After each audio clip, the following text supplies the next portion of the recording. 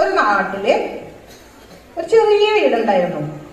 ആ വീട്ടില് ഒരു മുത്തശ്ശനും, ശ്രദ്ധിക്കട്ടോ വർത്താനം, 3 മക്കളിൽ 2 പേരുടെ വിവാഹം കഴിഞ്ഞ് അവർക്ക് കുട്ടികളുണ്ടായിരുന്നു.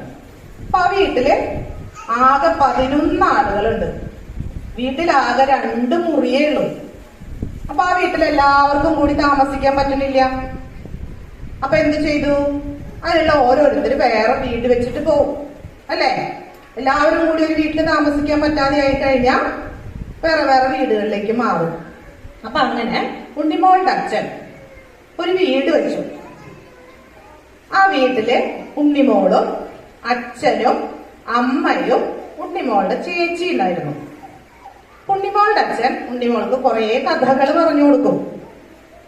ആ ഉണ്ണിമോളുടെ വീട്ടില് ഉണ്ണിമോൾക്ക് ഏറ്റവും ഇഷ്ടം ഉണ്ണിമോളുടെ കോഴിക്കൂട്ടിലുള്ള കോഴിക്കുഞ്ഞുങ്ങളെയാണ്.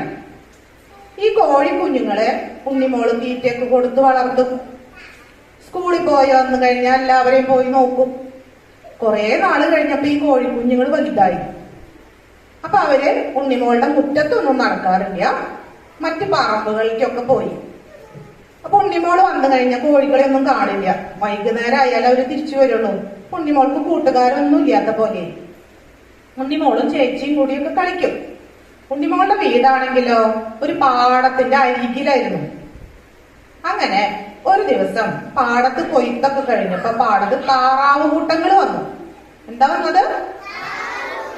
താറാവ് കൂട്ടങ്ങൾ വന്നപ്പോ അവര് ചളിയില് ഞണ്ടിനെയും ഞൗഞ്ഞീന്ന് കേട്ടുണ്ടാവും, ചെറിയ മീനുകളെയൊക്കെ പിടിച്ചു തിന്നുന്നത് കാണാൻ ഉണ്ണിമോൾക്ക് ഭയങ്കര ഇഷ്ടമാണ്. അങ്ങനെ അന്ന് വൈകുന്നേരം അച്ഛൻ വന്നപ്പോ അച്ഛൻ ഉണ്ണിമോളെ എന്നും വൈകുന്നേരം മടിയിലിട്ടും. അച്ഛൻ മുണ്ട് കൊടുക്കും വീട്ടില്. അപ്പൊ ഇരുന്നിട്ട് ആ മുണ്ട് കൊണ്ട് ഒരു തൊട്ടില് പോലെ ഉണ്ടാക്കും, 2 കാലിന്റെ നടുക്ക്.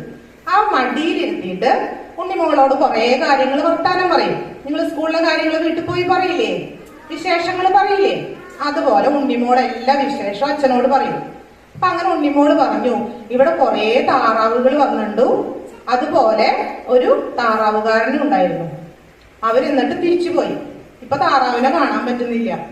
ഉണ്ണിമോൾക്ക് താറാവുകളെ വലിയ ഇഷ്ടമാണെന്ന് അച്ഛന് മനസ്സിലായി. പിറ്റേ ദിവസം ഉണ്ണിമോള് സ്കൂളിൽ നിന്ന് വന്നപ്പോ ഉണ്ണിമോളോട് അമ്മ പറഞ്ഞു, ഉണ്ണിമോളെ അപ്പുറത്തൊന്ന് പോയി നോക്കിയേ എന്ന് പറഞ്ഞു. അപ്പൊ ഉണ്ണിമോള് വീടിന്റെ അപ്പുറത്ത് പോയി നോക്കി. അവിടെ ഒന്നും കാണാനില്ല. പക്ഷെ അവിടെ നിന്നിട്ട് ഉണ്ണിമോള് ശ്രദ്ധിച്ചപ്പോ കുറച്ച് ശബ്ദം കേൾക്കണോ, ചെറിയ ചെറിയ താറാവിന്റെ ശബ്ദം.